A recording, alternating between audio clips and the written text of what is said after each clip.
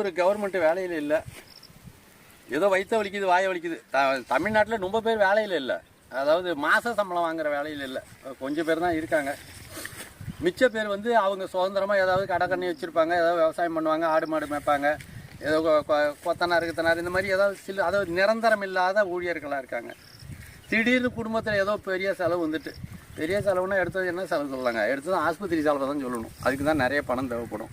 அப்புறம் வேறு ஏதோ ஒரு அவசர தேவை வீட்டில் ஏதாவது திடீர்னு தேவை, அல்லது நண்பர்கள் வீட்டில் உறவுக்காரன் வீட்டில் தேவை, பணம் வேணும்னு என்ன செய்வோம், இந்த நகை நட்டை கொண்டு போய் அடவு வைப்போம். இருக்கிற பண்டம் மாத்திரத்தை அடவு வச்சு தானே பேங்க்லேயே கூட அடவு வைக்கிறோம். வச்சு தான் பணம் வாங்கி அந்த பணத்தினுடைய தேவையை வந்து சரி பண்ணுறோம். இது நம்மக்கிட்ட பொருள் இருந்தால் நம்ம அடவு வச்சுக்கலாம், அதுக்கு வட்டி கட்டணும், இருந்தாலும் பொருளை அடவு வைக்கலாம். இது பொருளை அடகு வச்சு அவசரத்துக்கு பணம் வாங்கிக்கிறது, அப்புறம் சம்பாதிச்சு பணம் வாங்குறது. ஒரு கூலி தொழிலாளி என்ன பண்ணுவாங்க, தொழிலாளி சம்பாதிச்சு பணம் வாங்குவாங்க. இவங்க